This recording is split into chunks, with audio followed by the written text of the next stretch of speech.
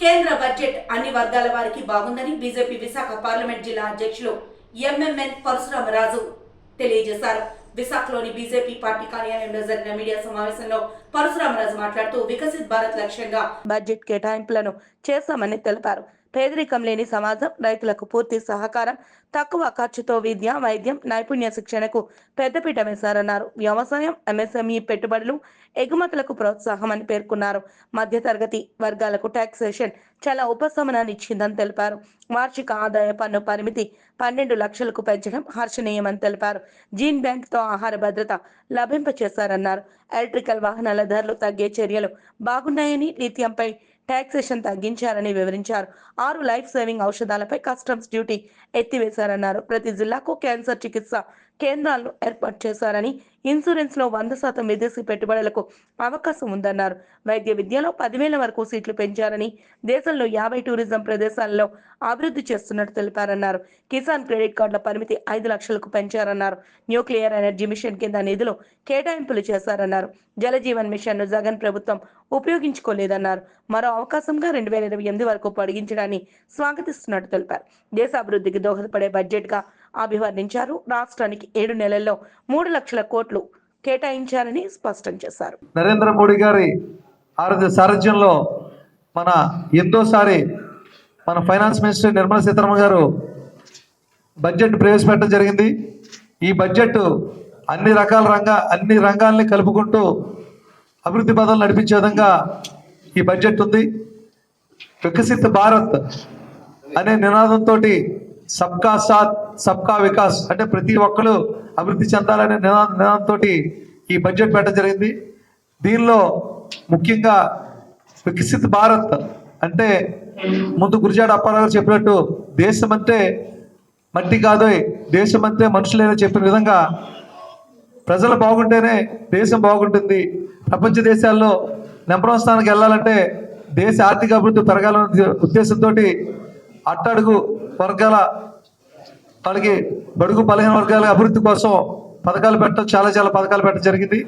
అలాగే దీనిలో వికసిత భారత్ ఉండాలంటే ముఖ్యంగా ఒక 5-6 మెయిన్ పాయింట్స్ తీసుకున్నారు. పేదరికం లేని సమాజం రావాలి. అలాగే రైతులు ఎవరైతే ఉన్నారో వాళ్ళకి సంపూర్ణ సహకారం అందించి ప్రపంచంలోనే అన్నపూర్ణ దేశంగా తయారు చేయాలి. అలాగే మంచి ప్రమాణాలతోటి తక్కువ ఖర్చులది వైద్య విధానం, అలాగే నాణ్యమైన విద్య, వైద్యం ఇటువంటి వాటి కాకుండా 100% నైపుణ్యం కూడిన టాలెంట్ ఉన్న శ్రామికులు తయారు చేయడం, ఈ రకంగా తయారు చేసిన దేశం అభివృద్ధి చెందని చెప్పడం జరిగింది. ఈ రకంగా చేస్తూ మనకి 4 శక్తివంతమైన ఇంజిన్లు దీనికి పనిచేయాలని చెప్పారు. అవి ఏంటంటే వ్యవసాయం, ఎంఈఎస్, పెట్టుబడులు, అలాగే ఎగుమతులు. ఈ 4 చేయడం ద్వారా ఆర్థికంగా మనం బలపడుతుందని చెప్పి నిర్మలా సీతారామన్ గారు మనం చెప్పడం జరిగింది. దీంట్లో తీసుకుంటే 6 రంగాల్లో విప్లవాత్మక సంస్కరణలు చేశారు. ఏమిటంటే ట్యాక్సులు మార్చడం కానీ, ఎలక్ట్రికల్ దాంట్లో విద్యుత్ సంబంధించిన పథకాలు పెంచడం కానీ, అర్బన్ డెవలప్మెంట్, మైన్స్, ఫైనాన్స్, అలా రెగ్యులేటరీ సంస్కరణలు చేయడం జరిగింది.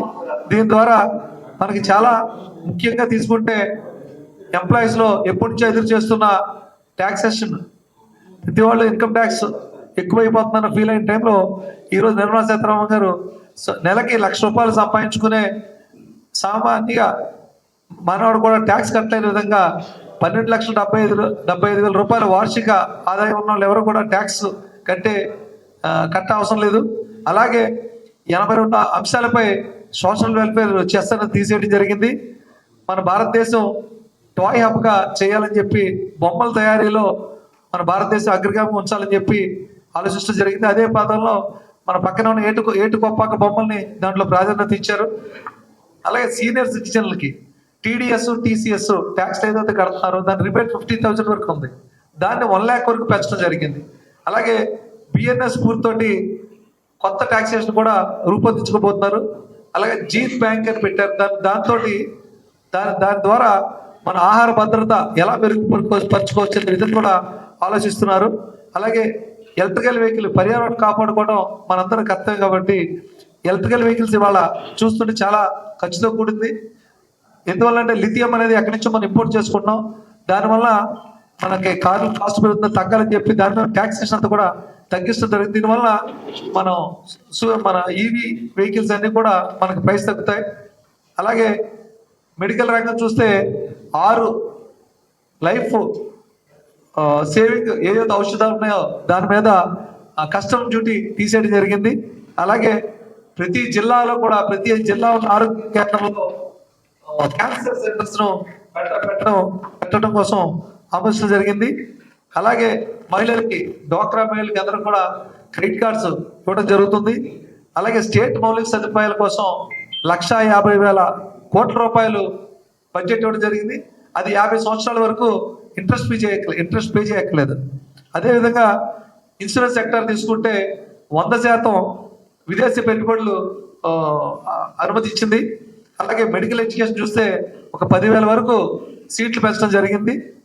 అలాగే కూడా మీ అందరూ తెలుసు విమానయానం చాలా అభివృద్ధి చెందుతుంది భారతదేశంలో. ఈ రకంగా చూస్తే 120 కొత్త సర్వీసులు, అలాగే 4 కోట్ల మందికి ఈ విమానాల్లో ప్రయాణించే సౌకర్యం కల్పిస్తుంది మన భారత ప్రభుత్వం. అలాగే 50 పర్యాటక రంగం పెరిగినప్పుడే దేశ పురోగతి చెందుతుంది. ఆ విధంగా ఒక 50 టూరిజం ప్లేస్లు తీసుకుని దాన్ని అభివృద్ధి చేసే పదంగా ఈ బడ్జెట్లో పెట్టడం జరిగింది. అలాగే గ్రామీణ అభివృద్ధికి ప్రతి గ్రామానికి బ్రాడ్బాండ్ పెట్టడం, అలాగే అతుల్ ట్రక్కింగ్ ల్యాబ్స్ కూడా పెట్టడం జరిగింది. కిసాన్ కార్డులు మొన్నటి వరకు 3 లక్షల రూపాయల వరకు ఉంది లిమిట్, ఇప్పుడు 5 లక్షలు చేయడం జరిగింది. అలాగే ఒక 100 జిల్లాల్లో పిఎం ధాన్య యోజన అని పెట్టి 1,70,00,000 మందికి లబ్ధిదారుల కోసం ఈ పథకం పెట్టడం జరిగింది.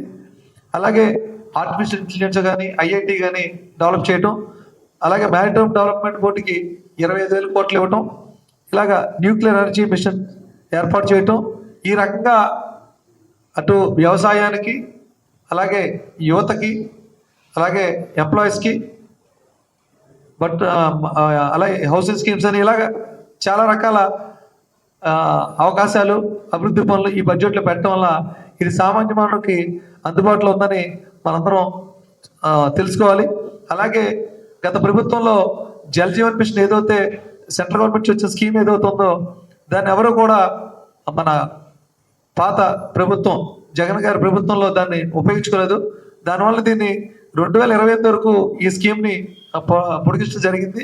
దీనివల్ల ఏంటంటే ప్రతి ఇంటికి మంచినీరు లభించే విధంగా చేకూరుతుంది.